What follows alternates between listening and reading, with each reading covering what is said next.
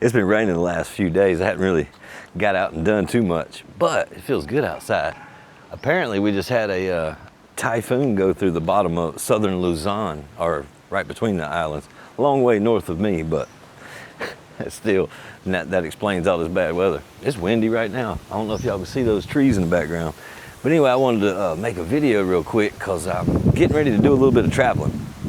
And I'm gonna keep this place because it's affordable enough to where I can still move around the Philippines as long as I don't leave for a month at a time. Well, I could afford to probably leave it a month at a time because a lot of the places I want to go see are very inexpensive. And for the past couple of days, because of the rain, I've been doing a lot of research on like what would be the most efficient way and the cheapest way I can find to travel around and still have a good time.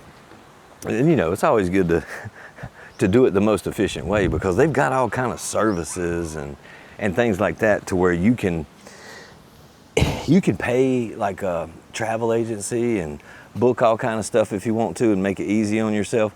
But of course, for that convenience, you're gonna pay a little bit more money for that. So what I've done, I've looked at everything from looking on Facebook, just trying to get some pointers from other expats, to even like just doing my own research on Airbnb. Let me stand this thing up. That little table right there is a little bouncy.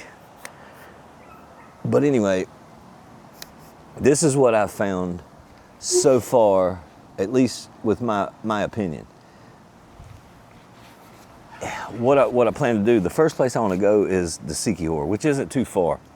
And I'm probably going to only go, I thought about actually going this weekend. I was going to go earlier this week, but the rain, the weatherman, although the weatherman misses, he misses the predictions pretty often, I still don't want to get over there. And if I've only got 3 days to go to a place, or 4 days, something like that, I don't want it to rain the whole time. Although it probably wouldn't matter. I'd probably still enjoy myself.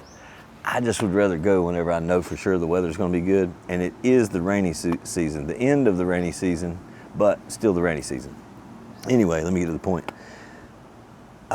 What I've figured, and I'm just going to give you an example, and this would hold true for just about anywhere in the Philippines from what I gather, depending on where you want to go and what transportation is available. But me being based near Dumaguete, there's a port there, and there's two different kinds of ferries. There's the Fast Cats, which is just for personnel only. It won't allow vehicles on there. And then they got these other ones, what do they call it, a row-ho? Roll on, roll off? Row, that's what it is. Roll on, roll off. You can bring your motorbike or your car, and that is the most efficient way, or the most cost-effective way to travel. And it has many perks to it from what I'm looking at, because I've got the scooter that I rent here from my landlord, and I only pay $5,000 or 5,000 pesos a month, which is, you know, less than $100. It's that much. If you've seen my other videos, I've said that before. But because of that, after my research, I'm free because I'm the rider, so I can get on the ferry, the Ro-Ro ferries, and there's 2 or 3 different companies that do it at the same port in Dumaguete and in Sibulan, which is just north of Dumaguete, not far at all, maybe 10 minutes. But it looks like I can get myself and my motorbike on there for around 600 pesos. I think it's like, it depends. It depends on which company you go with, but it looks like the average is about 500 to 600 pesos, somewhere in that area, between this and this. But anyway, that's the most inexpensive way, and that includes me. And even if you're traveling with a passenger, if you're just a passenger there, it's like 134 pesos, which is like that much. And that's going to wherever the next stop you want to go to. So leaving from Dumaguete, I can go over to Siquijor. For the one that I was looking at is around, I think it was toward the higher end, like 600 pesos. And the only reason I chose that one because it said that it was only an hour and a half trip, and the other one was like 2 hours. you know, not a big deal. It's 30 minutes difference, and it was only like maybe 50 pesos more. So we'll call it 600 pesos to get over to Siquijor, and I'll have my motorbike with my stuff in the U-box under the seat. And of course, if I need a bag, which I won't, I'll just put all of my stuff under the seat. Actually, I probably will take a book bag just for water, shoes, and things that I may need after I get off of the ferry. But I can roll on for around that 600 pesos, get over to Siquijor, and as far as housing goes, I've looked at several options, and I've gathered information from other expats who have already done this. And everybody pretty much says the same thing. I looked on Airbnb, and you can rent one of the places over there. They range in price. I mean, you can get, you know, from the fanciest place that you could dream up to the most inexpensive, even a tent. They've got tents for rent, like right there on the beach, which is pretty cool. But, you know, I need my AC just in case it gets too hot in the middle of the day. but you can get these places anywhere from, I'm looking at a 3-night stay. I want to be there 4 days, so it's just 3 nights, leave on the 4th day. And the price range anywhere from $60 for the most inexpensive for 3 days, $60, all the way up to around $280, you know, which is almost like $100 a night. But these are very schwank places. This one place I seen was, it was like a house by itself with its own yard, and there was a waterfall behind it. So, you know, very exclusive, very nice.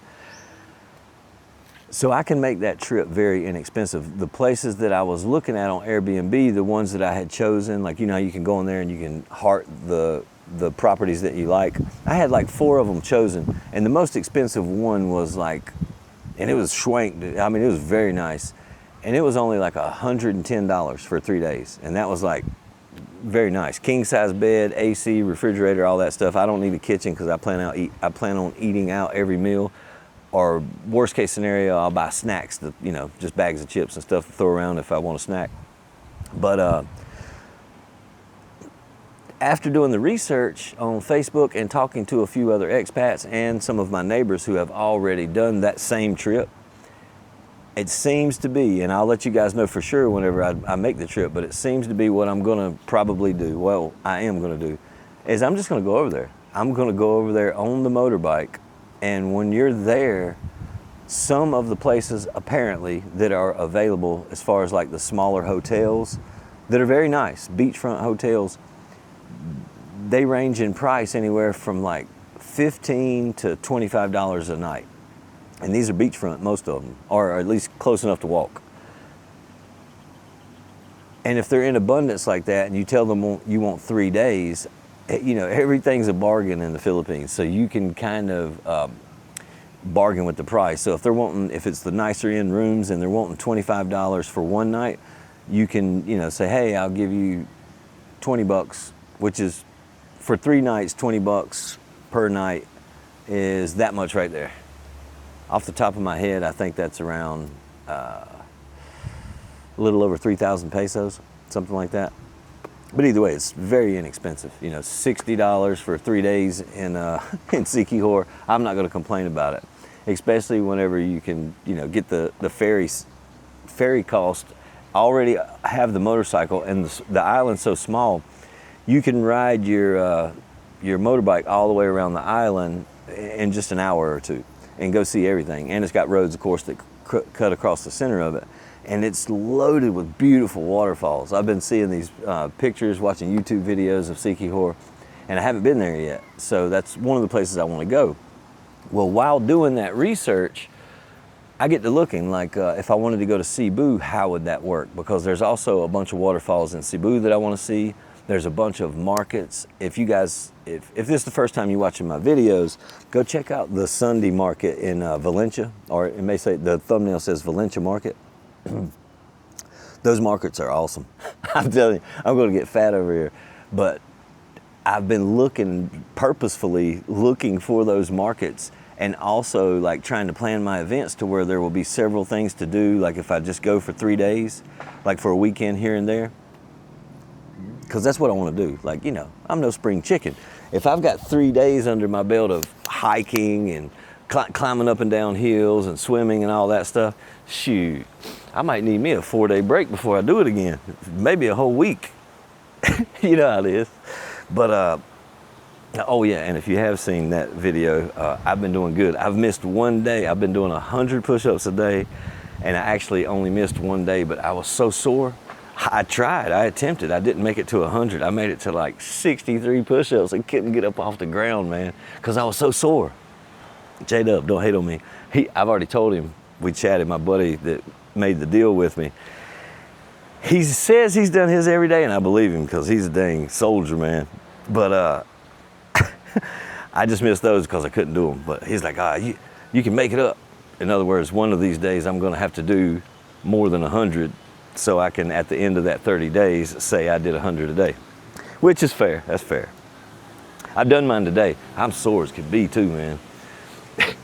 But I need it. I'm glad I did it.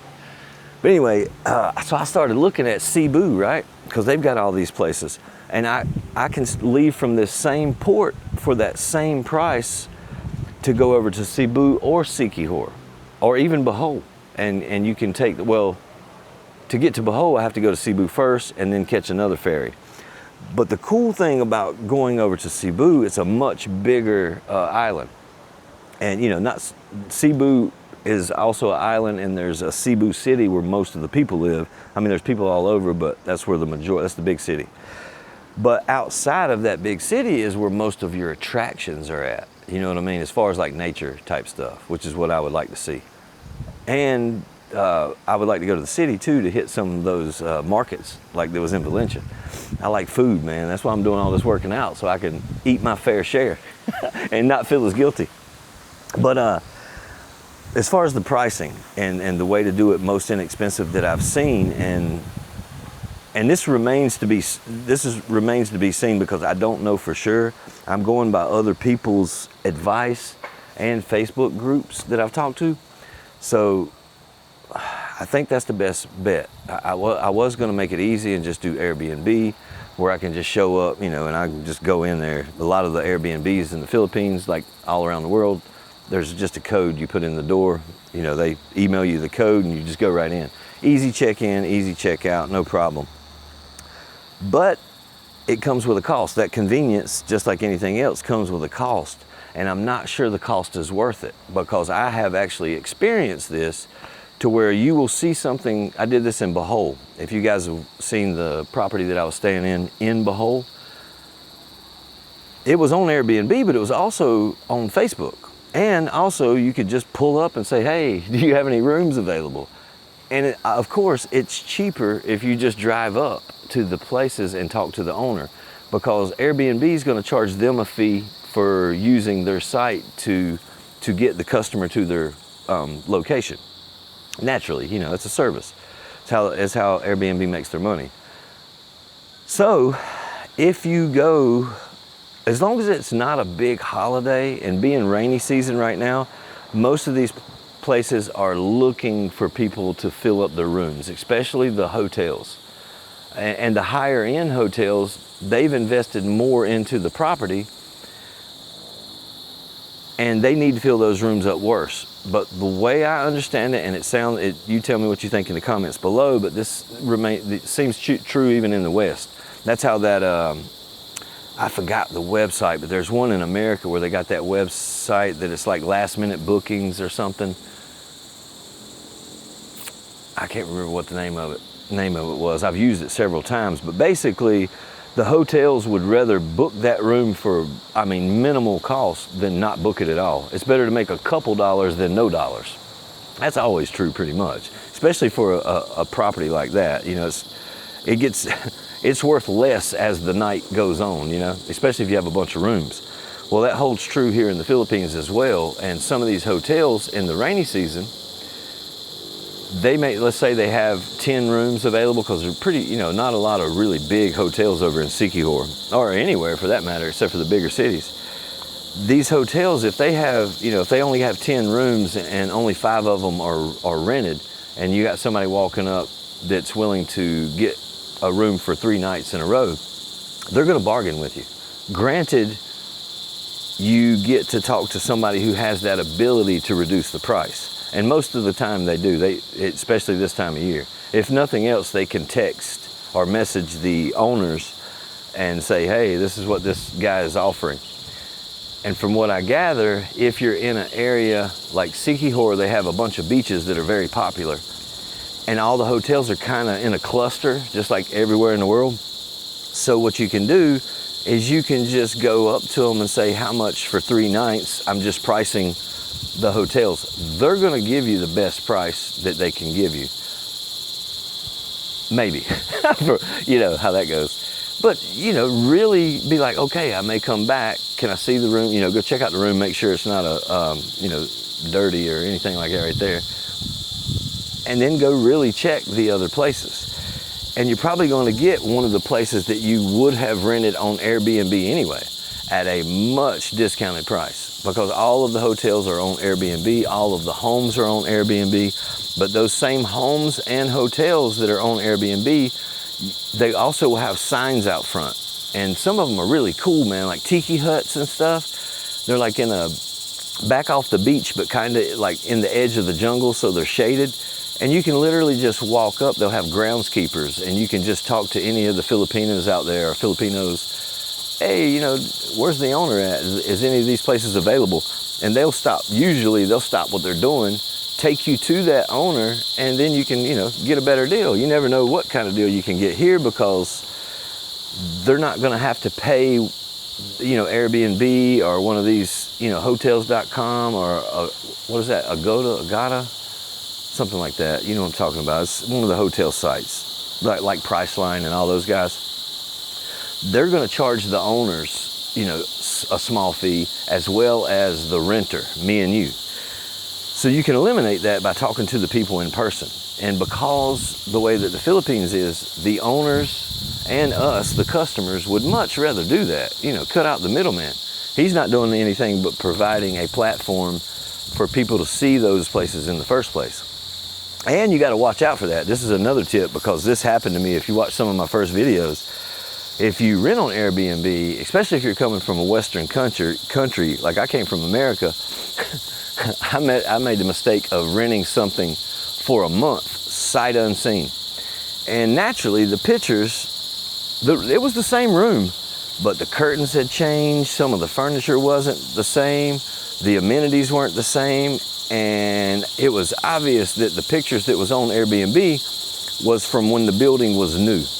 And by this time, the building was probably 5 years older. Not a huge deal, but still something that you need to be aware of. You may be spending money for something that you think is a brand new building, brand new mattress, because in the picture you see, you know, it might even have the plastic still on the mattress at the time they took the photo, because that was the first day it was in there. But, you know, you get there and, you know, sheets might have a few stains that you don't want to see in there. You know what I mean? But anyway, I was just wanting to throw these tips out there, because I have been doing this research. And if you get a place like mine where it's inexpensive enough, because my fixed bills at this property, you know, it's just a studio apartment, nothing, I mean, the property's obviously really nice, but this building has, like across the bottom and the middle and up top, they're all rentals except for the whole top floor is just the owner's property. Not the whole top floor, but more than half of it. But the bottom floor is just 1-bedroom apartments. And there is actually one getting ready to become available right here, the one facing the pool right there. It's bigger than mine. It's a little bit more expensive, but not much. But anyway, my total fixed bills at this property here in Darwin, right outside of Dumaguete, is only, I'm just going to round it up actually, 300 USD in rent, 100 for my scooter rental from the landlord. There's only one scooter. It's not like a scooter company or anything. I got lucky. She has one scooter and she rents it out, and I've rented it indefinitely, basically. I'm going to keep it until I move somewhere else.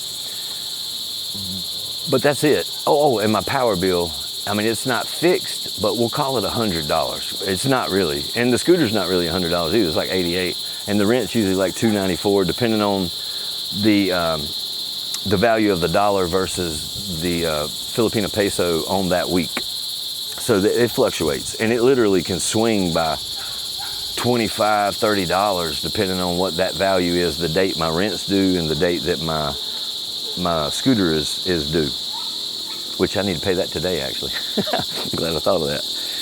But so that's it, man. We'll call it, just for simple math, $500 a month fixed. That's not counting any food or anything like that, but that's my fixed bills that I have to pay each month. Even if I'm not here, I can pay the $500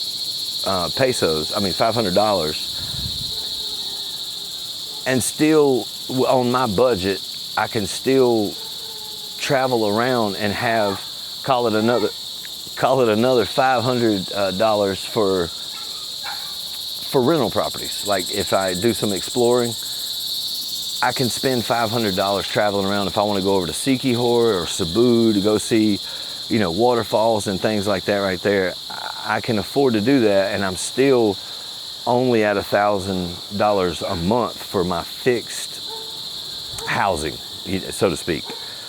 And of course I'm going to spend money going out to eat and things like that I would spend either way, whether I was here or there. So basically it would just be being able to travel all over this tropical paradise, 7,000 islands, keeping the same scooter. Oh yeah, I forgot to add this in there. I lose track. If you guys have watched me, I'm ADD as could be, but the whole time I'm talking about traveling, I would be taking my scooter with me. And that's part of the, it isn't the destination, it's the journey. So if I go over to, let's just use Cebu City as an example. I would jump on that same ferry that would take me, well, a different ferry, but the same location from Dumaguete's port.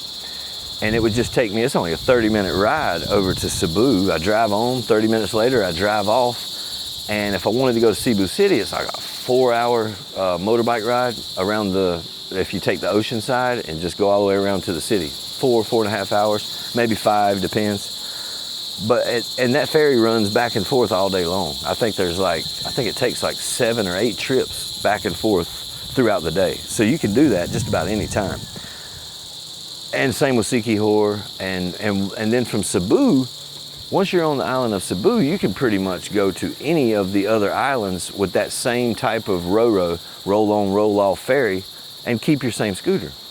So if I pay, like today, I pay my scooter rental today, if I really wanted to, well, I could prepay it for however many months I wanted to, but what I would do is pay it today, leave tomorrow, I could just come back next month and my rent would already be paid, and I could travel around anywhere in the Philippines, and regardless of what I spend on food, I would have spent that money here anyway. So just by keeping this place, it's an additional $500 a month. But I don't plan on staying, like I said at the beginning of the video, I don't plan on staying gone longer than, I don't know, maybe a week. And really don't need to do that, because when I leave here, what I want to do anyway is I want to do events that's going to be, physical. Whether it's hiking up the waterfalls or down the waterfalls, or both most of the time, or going to swim with the whale sharks or something like that. These are physical activities that I want to do. Hey there, puppy. And I'm going to do. But at the same time, if I have 3 or 4 days of that, I don't want to waste my money on a place. Like if I'm going to do events, I don't want a day to just relax. I want to do things. I do plenty of relaxing right here with the puppy dogs. Ain't that right? So I don't want to go over there just to relax. I can relax here. Now, I'm not saying that once I'm there, if I go do an event like swim with the whale sharks and I'm tired, you can go chill out for the rest of the day, but at least you did something that day.